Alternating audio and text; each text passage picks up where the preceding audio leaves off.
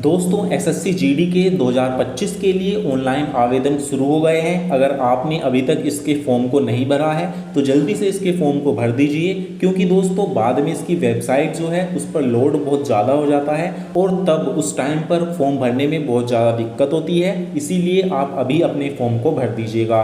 तो दोस्तों आज मैं आपको बताऊंगा कि इसके फॉर्म को कौन कौन भर सकता है, इसमें आपकी एज यानी कि उम्र सीमा कितनी रखी गई है।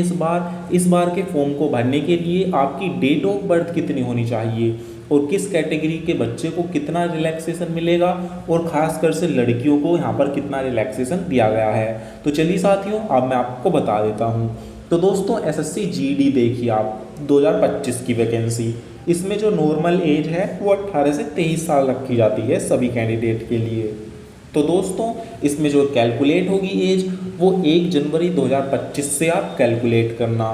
तो इसके अकॉर्डिंग अगर देखा जाए 18 से 23 साल के अकॉर्डिंग, तो अगर आपकी डेट ऑफ बर्थ यानी कि आपका जन्म 2 जनवरी 2002 से लेकर 1 जनवरी 2007 तक है, 2 जनवरी 2002 से 1 जनवरी 2007 के बीच में है या फिर इन दोनों डेट्स को है, तो आप इसके फॉर्म को आसानी से भर पाएंगे। तो 2 जनवरी 2002 से पहले जिनका जन्म हो चुका है वो इसके फॉर्म को नहीं भर पाएंगे, इसके बाद वाले बच्चे ही भर पाएंगे। और 2007 के बाद वाले जैसे 2008, 9 वो भी इसके फॉर्म को नहीं भर पाएंगे। 2007 या उससे पहले वाले इसके फॉर्म को भर सकते हैं।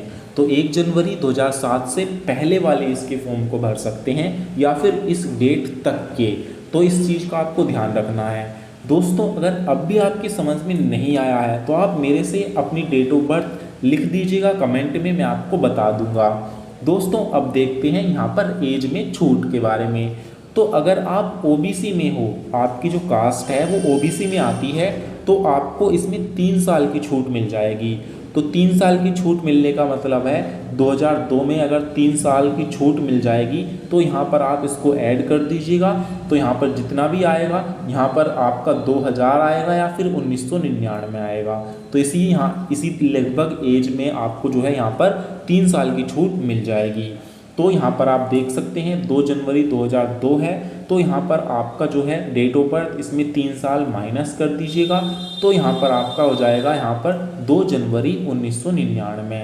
तो 2 जनवरी 1999 तक ओबीसी वाले इसके फॉर्म को भर सकते हैं। तो दोस्तों अब देखते हैं यहाँ पर SC ST का। तो अगर आपकी जो कास्ट है वो SC में आती है या ST में आती है तो यहाँ पर आपको 5 साल की छूट मिलेगी आपकी उम्र में। तो यहाँ पर अगर आपका जन्म 2 जनवरी 1997 से है तो आप इसके फॉर्म को भर सकते हैं, कोई भी दिक्कत नहीं है। ये मेल और फीमेल, महिला और पुरुष दोनों के लिए है, यहाँ पर समान है, यहाँ पर अलग से कुछ भी नहीं है। तो दोस्तों ये तो हो गया आपकी उम्र सीमा। अब मैं यहाँ पर एक चीज़ और बता देता हूँ आपको, आपकी हाइट कितनी रहने वाली है। तो हाइट तो मुझे वैसे ही पता है, मैं यही बता देता हूँ। तो आपकी जो हाइट है, जितने भी पुरुष हैं उनकी जो हाइट है वो 170 सेंटीमीटर होनी चाहिए। हाइट में छूट जो है वो ओबीसी SC को नहीं मिली है, केवल ST कैटेगरी को मिली है। अगर आप ST कैटेगरी में हैं, मेल कैंडिडेट हैं, पुरुष हैं, तो आपकी हाइट जो है 162.5 सेंटीमीटर वाले भी इसके फॉर्म को भर सकते हैं। ये हो गया पुरुषों का। अब मैं आपको बात करता हूँ महिलाओं की। तो महिलाओं की जो है वो 157 सेंटीमीटर हाइट होनी चाहिए। यहाँ पर छूट केवल ST कैटेगरी को मिली है। ST कैटेगरी की जो मेल है अगर उनकी हाइट 150 सेंटीमीटर है तो भी वो इसके फॉर्म को भर सकती हैं।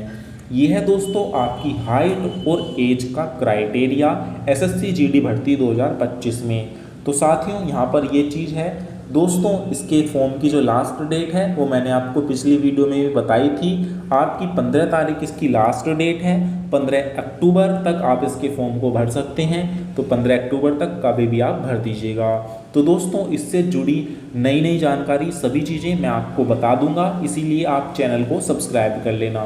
तो फिर मिलेंगे एक नई जानकारी के साथ, तब तक के लिए जय हिंद, जय भारत।